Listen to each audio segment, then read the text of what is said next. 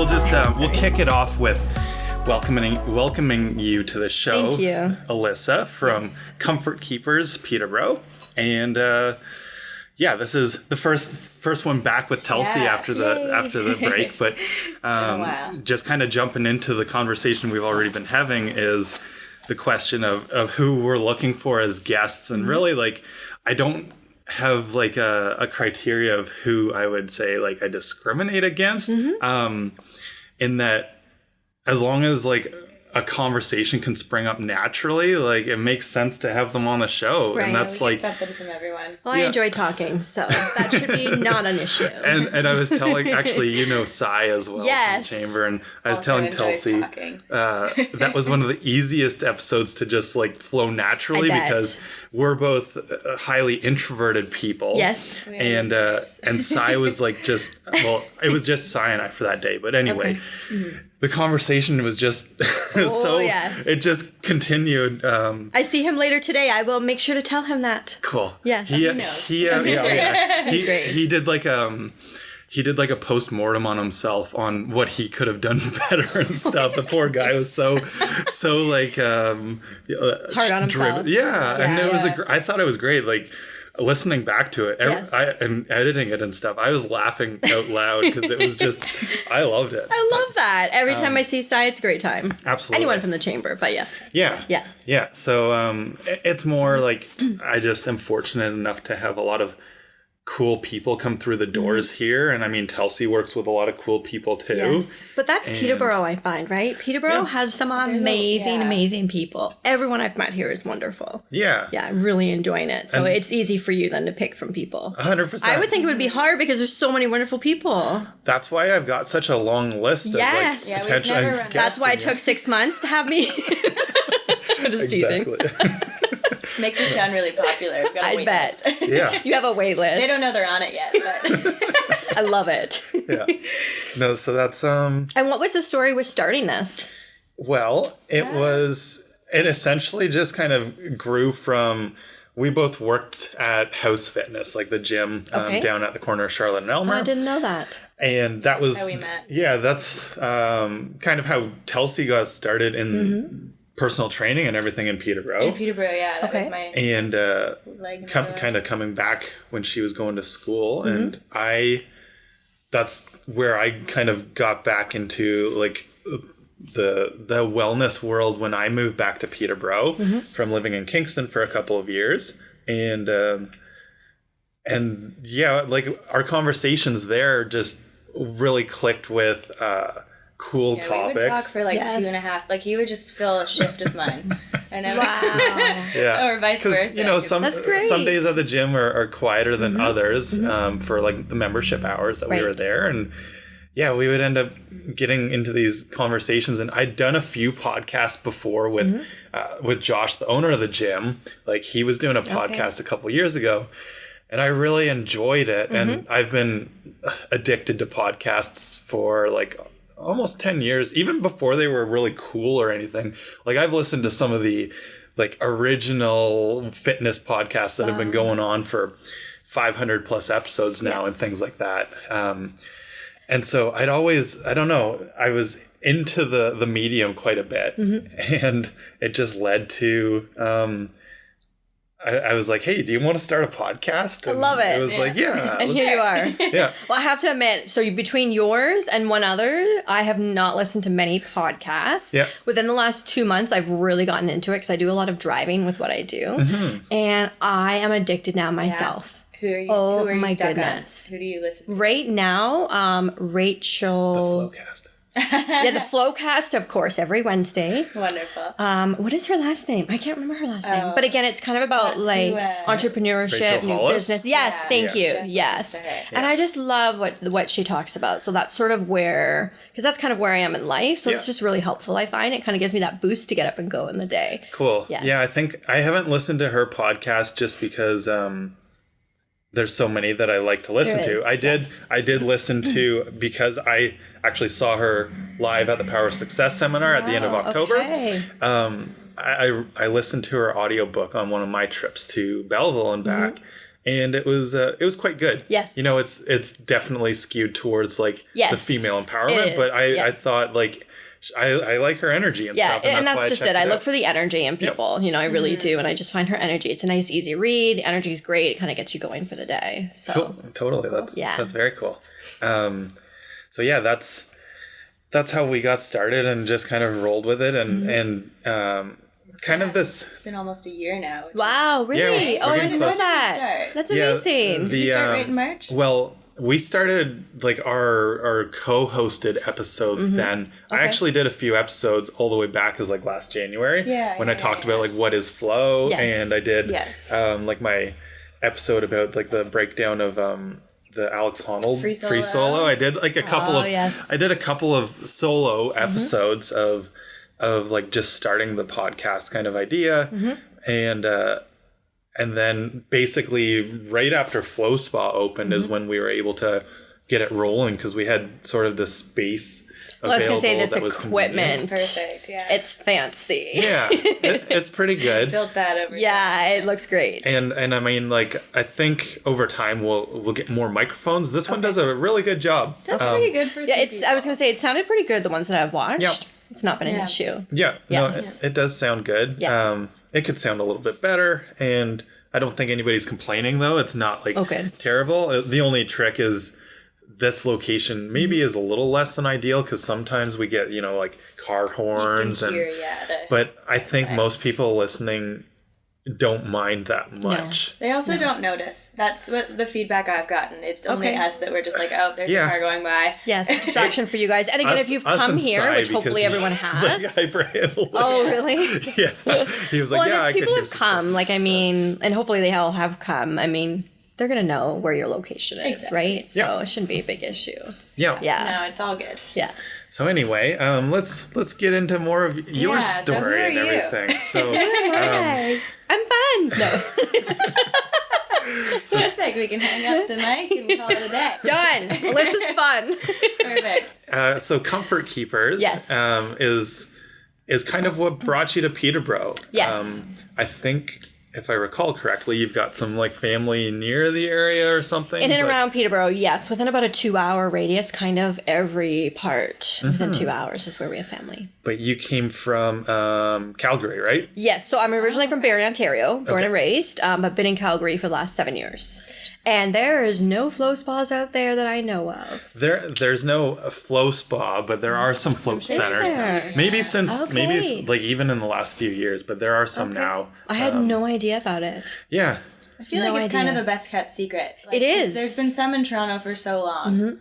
Fairly long. No idea. Well, like not. They've come and gone since like the late 90s and stuff. Yeah. Okay. I mean, it's been a thing since. Yeah, I had no time idea. With the Dead Sea, but it's wow. But so I was in Calgary 7 years. Worked for Comfort Keepers franchise there for 6. Okay. When my husband and I decided it was time to move home for family reasons, we missed Ontario. Yeah. We looked at a few different franchises in the area, and we fell in love with Peterborough. You know, I have mentioned so many times in the last 8 months, I think we've been here now, how amazing this city is, and we just fell in love with it very quickly. Hooks you, doesn't it? It really does. Same thing happened to me. I'm like, why would I go anywhere? It's so true. I know, and you know, I always say it's really corny, but it's true. I finally feel home for the first time probably since my childhood. That's really. I really feel settled here. That's really cool. Yeah, and I mean, 8 months time. That's a huge accomplishment. I think I figured it out pretty quickly. And then with Comfort Keepers too, you know, it's always been sort of my second family, my third or fourth family, whatever you want to call it. But I've always felt at home with Comfort Keepers as well. And that's why I continued on with the business here. Yeah. It just really stands for everything that is sort of me. And we kind of get a little bit of flexibility, you know, to build and model it how Peterborough needs us to build it, which is great. Yes. So what is Comfort Keepers exactly? So Comfort Keepers is all about elevating the human spirit. So we offer in-home care services to our clients, but it's how we go about it that really makes us different, I find. You know, we have, we screen our caregivers for empathy. We give them senior care training. We train them in sort of engagement, social, what's the fancy word? So you can use layman's terms here too. I don't know. Anyway, there's a fancy term. It'll come to me later. But we're just kind of really different in who we're looking for, who we're hiring, how we do our training, and what services we're providing in the home and how we go about it. So our caregivers, I always say, it's, again, kind of corny, but we're bringing our clients daily doses of joy. It's really, really sweet. Yeah. And is it specifically with the elderly, or is it... So no, we certainly can offer services to anyone and everyone. So we've had some cancer patients in the past. We even support mental health people that need some support in the community. We've had paraplegics, children with disabilities. I would say the majority, especially in Peterborough, is going to be seniors, but we can help anyone who gives us a call. We've even had some young professionals just needing some support in the home as well. And is it support workers or nurses, or what's your So a little bit of everyone. So we have, we do have one RN on staff. I can hire an RPN if needed. We have PSWs, and then we have what we call experienced caregivers. So they either have had experience in healthcare for their own personal reasons, or they've just had a lot of training over the years and they've just been out there doing it hands-on. So it really just depends. And they come from all backgrounds. So some of our staff actually in Calgary, we had a lady, she was 81 years old, and she was one of our caregivers. And she would just go and play cards and have tea and have fun. And then we have staff that are younger, I would say probably, I think 34. So this is our youngest staff member. Yeah, so really a nice balance, because we really want to match our caregivers with our clients to make sure the visits are going to go well. Great. Yeah. Cool. Now, how did it's an interesting, field to like get into, and I've known you for a while now, as we sort of mentioned already, and it's like it's you entirely. So thank you. It really is like you embody the spirit that you're looking for in that business, and the energy and everything you bring to it. What got you into it in the first place? I think it kind of happened by chance, to be honest. So I took psychology in school, a 4-year BA. Always wanted to work with seniors or children. Moved to Calgary, started working in home care. I was actually working as a scheduler in home care, working with an autistic boy part-time, doing behavioral therapy. Wasn't enough for me. There was something missing. Started looking for a new job, and I just found Comfort Keepers. And I still remember to this day, I was outside in the summer talking on the phone to the owner of Comfort Keepers Calgary, and it just clicked.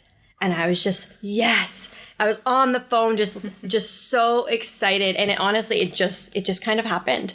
And I've been there ever since. Like you say, it just fully embodies what I believe in, how I think we should be treating everyone in society, kind of the staff that we're hiring, what we're looking for, the spirit behind it. Elevating the human spirit is our new tagline for Comfort Keepers. Within the last year, they've come out with it. If you know me, you know that's me. Cool. It's just amazing. So it just happened by chance. Yeah. Awesome. Yeah, thank you. Yeah, that's and like Telsey just said, that's it's really kind of the central theme of what we do with the podcast is about flow, and those often goes hand in hand with passion. So absolutely, you get that sense of like losing track of time. Yes.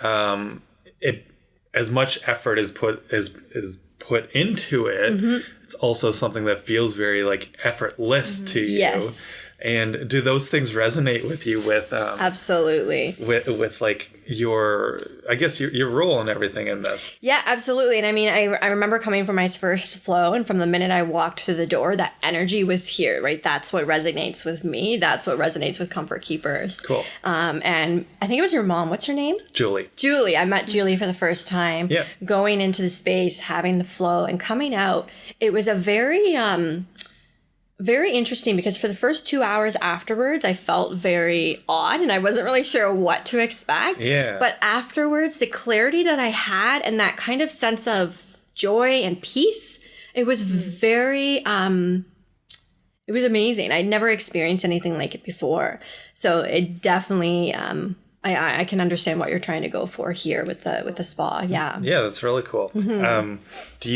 Is there anything like outside of your work life that also sort of brings you into that state, or? I would say a lot of things outside my work life. Yes. Like even something as simple as being with my family, right? I have 2 new nieces under a year old. I have 2 cats under a year old.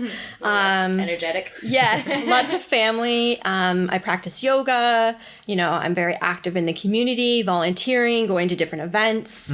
All of that kind of gives me that same sense of being in the zone. Thank you. Yeah. Cool. Yes. That's very cool. I'm very blessed, but I've also worked very hard to kind of have all those things in my life, but I'm very blessed to have it. Yes. That's cool. That's like, it's part of what we try to like share with this message is that it carries over, it bleeds over into like every other aspect. The more that you know of this sort of in the zone flow state, and the more that you can kind of it's not restricted to like a certain way, right? No. It's your life, and you can find it in whatever you do. One other avenue to reach it, and it's such a great avenue to get there. You know, what was I going to say about the flow? No worries. Oh. It'll come back to you. See? Question. I do it. Okay. I need my tea. We're not performing. No. That's why I come fully stocked. I did not. A bucket of coffee. No. That way we ramp up. Yes. We'll get there. How do you, maybe it's effortless for you, but how do you kind of keep this level of optimism? Because it seems like you're seeing the sunny side of life. Yes, so it's a lot of practice. Her favorite color is yellow. It is yellow. Helpful. My toes are yellow. Nice. That makes me happy. I'm assuming your toenails. Yes. Yes, thank you. Toenails. Oh my gosh. Get out of here. Yes. Toenails are yellow. Oh my gosh. If your toes are yellow, please go see a doctor. Yeah. So it's a lot of practice. It's a lot of having kind of, I say, tools with me or things in my back pocket. Having places to go like this that you can get into that space, whether it's here, something else, something in your personal life. It doesn't have to cost you money. Once in a while, fit it in when you can. It's a lot of planning. It's a lot of hard work. Everything is not rainbows and sunshine. No. It's not in my life. It's not in anybody's life. But at the end of the day, I just practice trying to make time for myself, make time for my family, eat well. And again, having those connections where you're like, you know, I just need to get into that space and I don't want to do it myself. I want to go, I want to lay in there for an hour and I just want to enjoy it. So just kind of having those tools, I guess, available to you and those connections has been really helpful for me. That's good. And there's so many here in Peterborough. Oh, yeah. That it's not hard to find that. Not at all. And they're all very open and welcoming, you know, and they want to work with you. So, lots of wellness here, which is great. Yeah, because like another thing sort of going with that is it's not like you're in an easy industry necessarily. Well, that's why I'm asking, right? Because it's like you're dealing with people who life's hard for them, right? They're at the point of their life, most likely, when they come to us, they've probably never experienced that before. You know, they're either coming out of the hospital or they're dealing with a family member going through something. It's very hard for them. They're coming to us for support. So part of what I always do as well is, again, I'm looking to have these tools with me so I can suggest them to family members, to clients, to my staff, to my caregivers. I know I've sent caregivers here before saying, hey, here's a pass that I've got from RJ. Please go and try it and give it a try. Give yourself a break. So a lot of what I'm trying to do is learn what is out there here in Peterborough, what's available to us, and recommending it, because these clients, they're just, you know, when you're in that space and you're at your highest stress level, or maybe you're grieving or going through a health issue, you're not necessarily thinking clearly, and you need someone to give you that direction. So that is something that Comfort Keepers truly believes in, but that's something that me as a human being, I believe in. And I'm always happy to help anybody who comes to me. So, yeah, that's very cool, and it's powerful stuff, right? Well, I always wish I had somebody, 5 years ago or 6 years ago that would do that for me. For sure. So now I want to be that person for somebody else. Yeah. Yes. Because obviously you've been with Comfort Keepers for, is that like what, 8 years now? So it's probably a total of 7. I've been in the healthcare field for about 8, but probably 7 with Comfort Keepers. Yeah. And so obviously it's been a long journey to get to having this toolkit in your back pocket now. Yes. That's another thing that we sort of touch on an awful lot here is providing those strategies like you just shared. Yes. And two, knowing that it is a long journey is important. But even if you're just at the start of it, there's a lot that you can already implement and get better at doing for yourself and sharing with others and all of that. And just ask, right? Yeah. If you know somebody, whether it's me or you or yourself, Telsa, just ask. Tessie. Okay. You keep calling her different names. He called you Tessie when you came in. And I'm like, joke. I'm messing you up. Just ask who you know, right? Just reach out there and try something different. Yeah. I've actually been really surprised, especially with our seniors, how much they are willing to try something different. Yeah. And try to reach those people and say, hey, have you tried this? Have you tried this? Yeah. Again, they're at a point in their life where they're so stressed, they're willing to try anything to help themselves or to feel pain relief or stress relief, whatever the situation is. Yeah. So and that's why, again, when you invited me to come here for the first time, I was like, what? What do you want me to do? You want me to what? And I mean, I've done meditation and stuff before, but this is complete silence for an hour. It was a little daunting, but I came, I went outside the box, I tried, and wow, is it a benefit. So that's definitely what I would recommend to people too, is try something different. Yeah. Try something that's not in your toolbox. If it's not for you, don't do it again. Right? Totally. And I definitely agree that it's been a pleasant surprise at the seniors, making use of floating as something, being very open-minded a lot of the times too. What is some of the feedback you're getting from them? About like their experience? Yeah, I mean, we have such an outstanding positive experience sort of rate that it definitely blends together across all ages. But most of our sort of older clientele are coming in primarily for the pain relief. Yes, is a big one, and then you get whether this is the main thing. The other is like stress and anxiety relief. And that's sometimes the main reason they're coming in, but it's one or the other kind of gives you that additional benefit of both combined. Whereas a lot of other modalities, you kind of either get one or the other, but not as much blended together, I find, is kind of the cool thing about it. So, I would say it skews a little bit more towards like the pain relief side of it is the main driver. Yeah. But because you get so relaxed as well, it just helps. It compounds the effect. Absolutely. And are they coming back? Oh yeah. That's amazing. Oh, I'm so happy for you. Yeah. That's great. Because that again it's that consistency. Yep. I truly believe in. Again, you can't do something once a year and expect anything to happen. And we're almost reaching a year now, so we do see people that are coming on a less frequent basis. Of course. And it may be, like you said, sometimes it's a cost factor. Of course, yeah. And you got to do it when you can afford it. Yes. But, and there is some benefit still there. I do find that the more regular customers are the ones that are getting the most out of it, for sure. So how often, if someone was coming regularly, what do you recommend how often they come? It depends on like their particular needs, whether it's like an immediate injury, like with post-concussion syndrome, or with like a severe injury, like physical pain, would be something where I'd recommend even like a weekly or every 2 weeks. Wow, but more so I find that like the most common thing is like once a month as something that can kind of once a month to 2 times a month is also very common now, because of for the pain relief, or as like your sort of just like de-stress, reset for the month. Reset, is a very powerful thing to do. And do you find a lot of people come short term after an injury?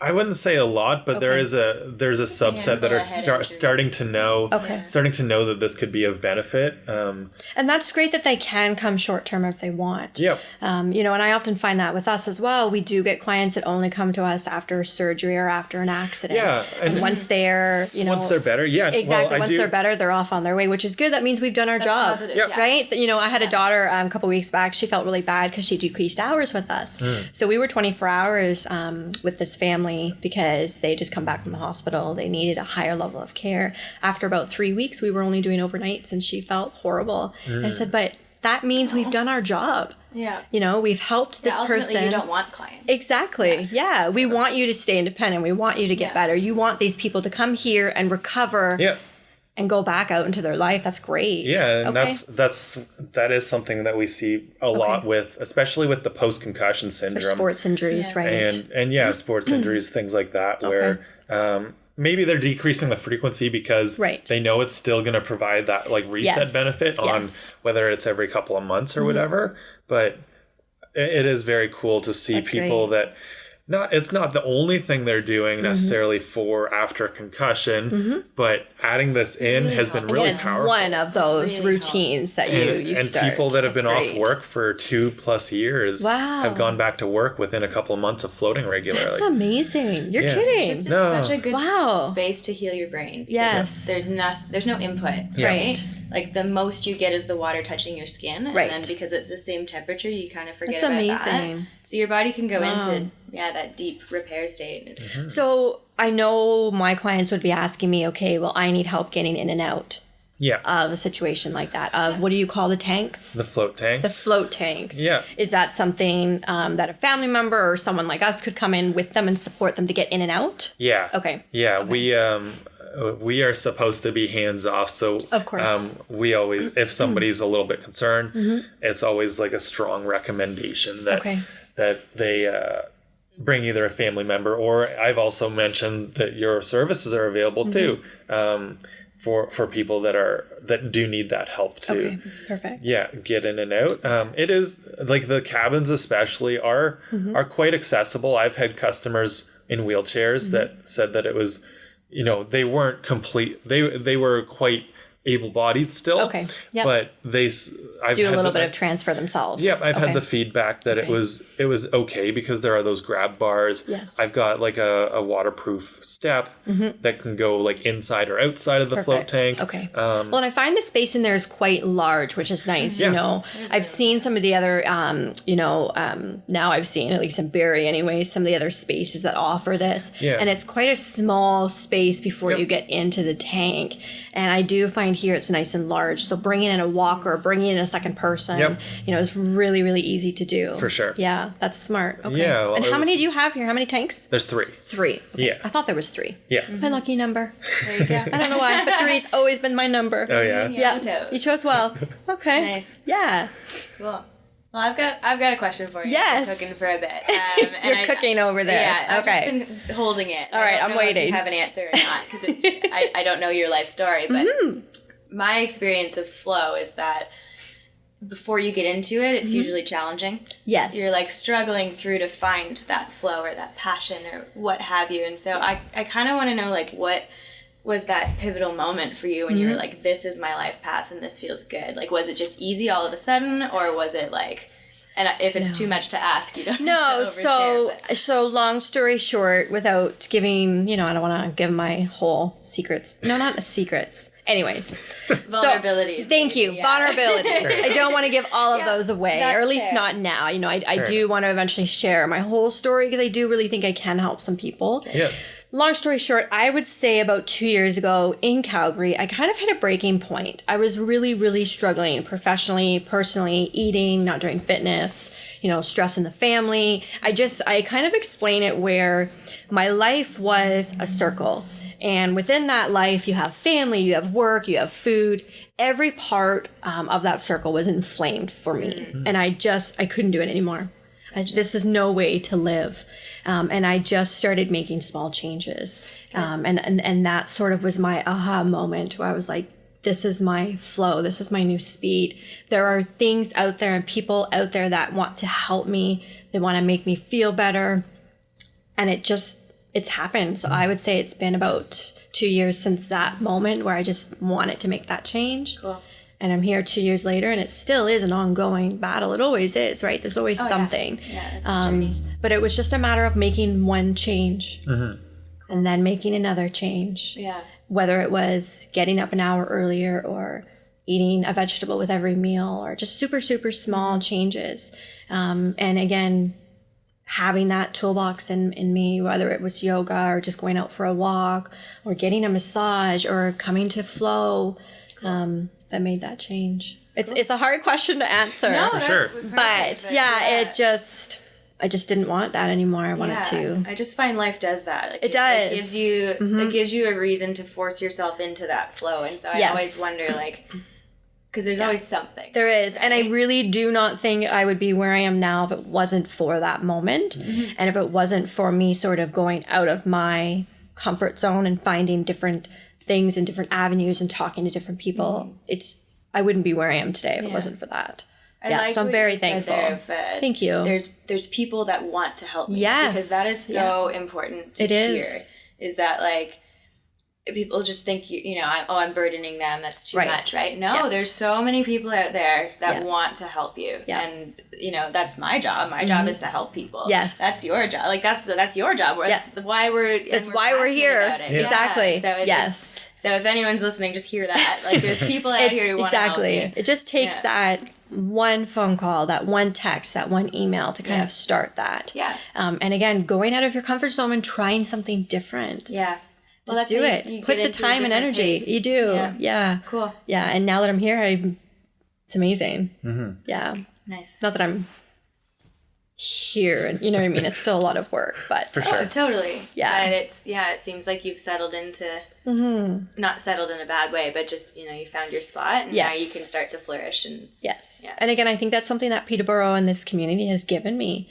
Cool. When I moved here last April, I wasn't even where I am now, so in the matter of from April to now, so much has changed. And that's just the city. I can't say this enough. The people here are amazing. It's a cool little hub. It is. Yeah. I'm very happy to be here. There's two questions I kind of want to like dive into next. Okay. Do you have like a daily or a weekly routine that you kind of have built up that you found is now, I guess, habitual or part of like, with small business owners and entrepreneurs, I find that the more that you can kind of incorporate certain things into your routine, the better off you're going to be, both in like the short term and for long-term success. Is there anything like that has stuck for you? I think I do really well at times with my routine and sticking to it and doing what I normally do, those habitual things that I do every day. And then I come to a week where that just goes all out the door. But I think the most important part is coming back to that, whether you're kind of out of that normal routine for a week, just because, that's what happens when you're a small business. It's me, working all hours, Saturdays and Sundays, but I always try to come back to it.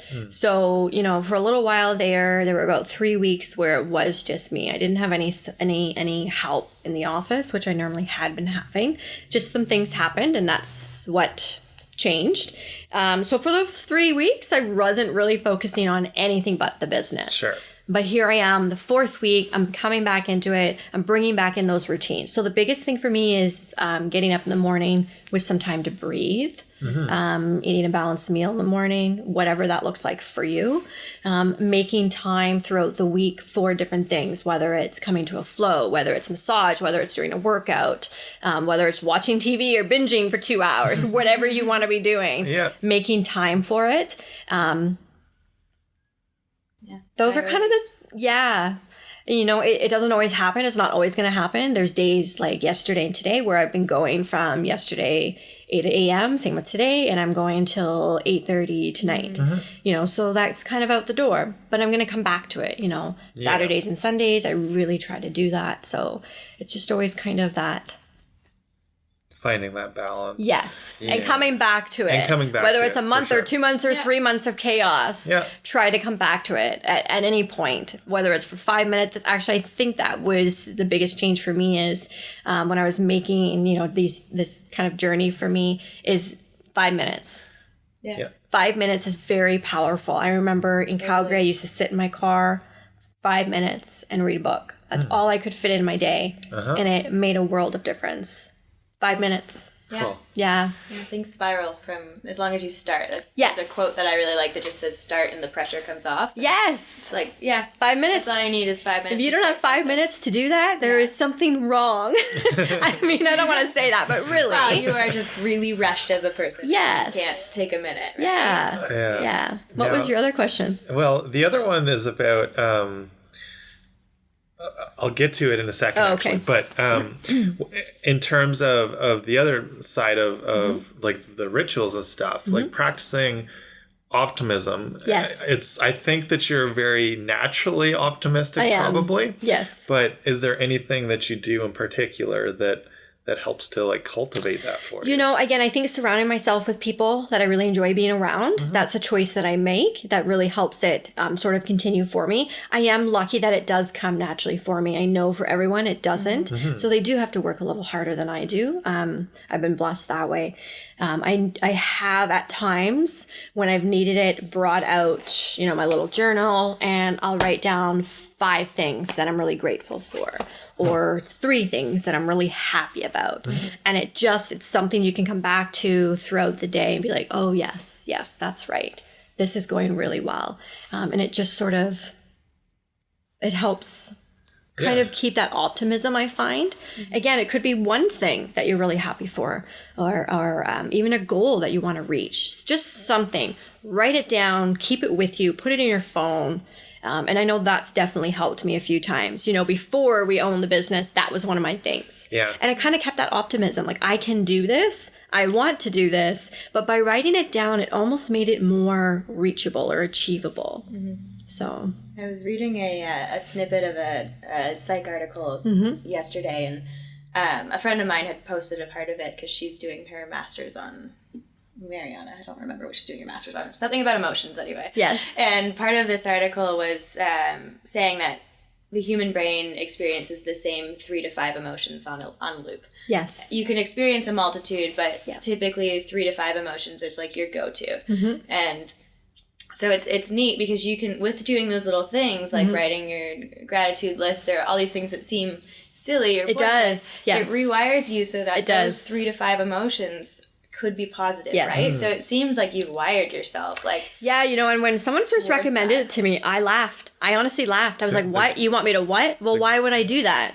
The gratitude practice? Yes. Yeah. Why? Why would I do it? Right? Why would I write my goals down? I know what my goals are. Why would I write this down? Yeah. You know? But I started doing it. On the power of writing and it's so true. It is. You know, I even did it last night. I was like, you know, I want to go through some of my goals for the future. You know, again, I've almost been with I am Comfort Keeper. I've almost had the Comfort Keepers here for a year. What are some of the goals I want to work on? You know, for the first year, you're just kind of getting set up and it's hectic and it's crazy. But now moving forward, I really want to kind of focus. And just the fact of writing those down last night, I woke up this morning feeling really empowered. And that gave me that optimism. You know, I didn't really do anything other than taking 5 minutes. I don't even think it took me 5 minutes. I think the trick with that stuff is to be really real. Yes, and that's just instead it. Of just being like, well, I like that plant, so I'm grateful for that. Like, instead of just, you need to take that time and be really true to yourself and be like, you have different opinions on this, I think. A little bit. Yeah. It's kind of a bit of both. Like, some of my goals that I wrote down were to purchase another Comfort Keepers in the nearby area. So there are some available, Halliburton, Lindsay, Kawartha Lakes. That might be a crazy goal, but maybe it's not. You know, where some of the other goals were to have a bigger office space. You know, that's not an easily reachable goal, but it's a more realistic goal maybe than purchasing another franchise. So I think sometimes it is nice to kind of put a goal down as long as it's not like, become a millionaire by a year. No one really can become a millionaire in a year unless you win the lottery. You know, so you do need to be realistic. But I think kind of putting it out and above and giving yourself, you know, don't give yourself that timeline that's so short that you can never reach it. Yeah, for sure. That's it's kind of been the theme of this month and everything. In a lot of ways. Like I released a new digital course on dream goals and accomplishing them, which resonates much with what you just said. You know, setting something that's big and kind of in some ways like is out of like your reach in a lot of ways is okay because it's about the journey, not the and that's just it. As long as you have that mindset going into it, that it's more about the journey and not necessarily about when you're going to get there or how you're going to get there. It's just about the journey and that it is in your kind of mindset. And I think that's great. And it's trainable stuff. It is. And it's also resonated with like Colleen last week. We were talking about the same sort of thing with the business the new year is a timely sort of threshold to cross for businesses, right? Yes. And it's kind of a scary one too. Yeah, it can be. Yes. And it is somewhat just like, you know, it's not necessarily like a set in stone time. Like maybe like you kind of cycle from like the fall to fall, or whatever, or spring to spring. It doesn't have to be like January 1st, but it just seems to be for a lot of businesses and stuff. And yeah, you've been like, just seeing like the journey that you've been on has been super, I would say, inspiring and exciting as somebody that's new to the city that like, I don't know many people anymore that don't know who you are. Oh, yay. So that's huge. Thank you. I love that. It's clearly part of like your energy and stuff, but like you are sort of a force of networking. Yeah. Yes. And I love it. I always say that actually was one of my goals I wrote down, was maybe starting a side business to help people network. Cool. I did not start networking like this probably until about 2 years ago with the Comfort Keepers in Calgary. I was the client care coordinator. I did a lot of different things for the business. I never wanted to do it. And then all of a sudden the position came available. They called it community marketing, which I think is a great way to say networking. Yeah. And within 3 days, I loved it. So it's not something I ever wanted to do. It's not something I thought I would ever see myself doing, but I tell you, I love it. It's the part of Comfort Keepers now I will never give up. You are probably always going to see me out doing it because I just love it. Wow. Yeah. Cool. Yeah. I do miss other parts of the job, you know, because I'm not then doing the one-on-one with our clients. I'm not doing a lot of the care routines and speaking to our clients and their families and our caregivers as often. So I do miss pieces of it, but I tell you, it's so if you want to be out there and you want to be doing it, just do it. Yeah. But it was one of my goals I wrote down last night, was to maybe at some point do a part-time or do presentations offering support. Because again, I want to help people. Yeah. That's awesome. Yeah. It's very cool. Thank you. Was there like a Comfort Keeper sort of format to how that's done, or how did you learn like the skills involved? Because like I said, you seem to be very good at it. Thank you. And definitely I think it somewhat comes naturally, but like what's sort of the strategy behind it? How do you like? So initially I certainly did get some training from Comfort Keepers, and it is still part of what I'm doing now, but a lot of it was trial and error. You know, what worked and what didn't. And when I say what worked, what resonated with the people I was meeting. Not did it get its sales, did it get its clients? It was, did I get the door slammed in my face, or was I getting the smiles? Was I getting the interaction with these people? What was working and what didn't work, you know? And there was a lot of trial and error to it. And I kind of just found my little niche, if you want to call it. You know, when I go and visit people, the reaction I get is, "Hey, Alyssa, how are you?" That's what I want. Not, "Oh my gosh, there she is again, walk away," you know? So it is. And then it's the follow-up. In Calgary, I had many comments that no one else in the healthcare field, none of our competitors, if you want to call them competitors, did the follow-up I did. And that's what truly meant the world to them. So sending those email distribution, sending them thank you cards, sending them birthday cards. I'm a little old-fashioned that way. Going back and remembering their names, remembering that they had a vacation coming up when you last saw them. So that follow-up and actually showing that you truly care. And that takes work, right? For sure. It's a lot of writing, "Oh, she's going on holidays," and make sure to ask her. And, you know, it's a lot of planning and organization that way. But it matters to these people. It does. And it makes a difference to me because that's what I want to be doing. But does that answer your question? Absolutely. Absolutely. I'm like, I feel like I got off on a tangent there. We go quiet. It's because we love what good. Oh, thank you. We're just kind of like, wow. So What's your system look like for that? How do you keep track of that? Oh my goodness. I'm honestly getting really bad at it. I have to be honest, because I'm having so much fun out there doing it. So in a perfect world, what I should be doing is at least once a day coming back to my computer, which I don't like doing. I don't want to be on my computer. That's why why I hire people. Yeah. But I should be coming back to my computer and putting it in kind of our software system. So all Comfort Keepers uses the same software. Oh, cool. So sitting down at the end of the day, had a meeting with RJ today. We've talked about Flow Spa. He mentioned his birthday was coming up. And then adding a task to remind myself so that when that birthday comes up, I'm going to send it. So I don't have to think. I don't have to remember. Yep. So really I need to come back at the end of the day. And I really recommend every single day. Because by tomorrow, I don't know about you, but I forget. It's gone. Oh, gosh. I have no idea. That's why I write things down. Sometimes by noon. Yeah, exactly. Yeah. So it's coming back and writing stuff down. Yeah. That's why I carry a book everywhere I go. Write it down. At the end of the day, put it all in there. Cool. You know, when you get out of a meeting, sit in your car and write some things down. What do you want to remember about this person? Maybe their kids have something coming up, whatever it is. And write it down. Mm-hmm. But I've been really slacking at that lately because I'm having too much fun. Yeah. Hey, that's a good problem. So sorry, everybody, if I forget something. I think one of the most profound things you've said on this podcast thus far is your measure of success, which is really cool. And I want everyone to rewind, listen to that again, because it's like you're not looking for the sale. You're not looking for, you're looking to make an impact. You're looking to connect with people. Yeah. And that, to me, speaks measures about your personality, your person, and your values, I guess, that's huge. And we were talking, we always reference Kent's podcast, I think, because he always talked about that, just spreading light and how that it always comes back to you. It does. And spreading that joy, right? Yeah. And that's Comfort Keepers. And it's such an easy way to have a business model, because you can just trust that if you are yourself, it's going to come back. Kind, it will come back somehow. Karma.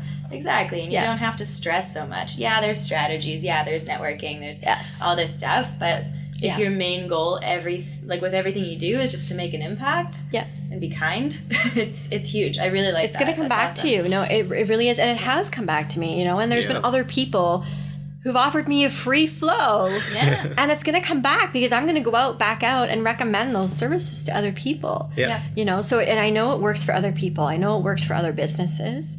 And Comfort Keepers has never been about, you have to have 25 sales calls in a week, or you have to have this, or you have to have that. For some people, they need that, and that's great. That's what's going to help you get out there and do it and motivate yourself. Great. Mm-hmm. Yeah. But I really like that Comfort Keepers has never been that type of business to say, we want the documentation, we want you to do this, and we have to have this many calls from it. And because you lose your soul to that stuff. You really it's do. exhausting. Numbers and meeting things just to meet them takes away the heart, for sure. It does. Yeah. And, that's, again, why I say we are so different. That's really cool. We really, truly do care. And, yes, we need to be a business. I need to get money in the bank because then I can't keep doing what I'm doing. Yeah. But at the end of the day, I'm a human being. You're a human being. Yeah. And I just want to help in any way that I can. Sometimes I find I help too much, which is not struggle of an empath. Yeah. Right? Yes. But yeah. Cool. No, it's all good. I think I've just got one more question, if you want to touch on it or not. But being sort of in this field of care, particularly in Peterborough with the senior care. Yes. The sort of ageism issue.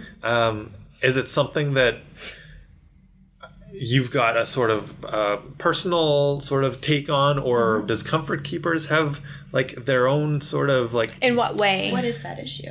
I think kind of just the idea senior abuse, that kind of thing, neglecting them, or I'm more so I'm work thinking it out.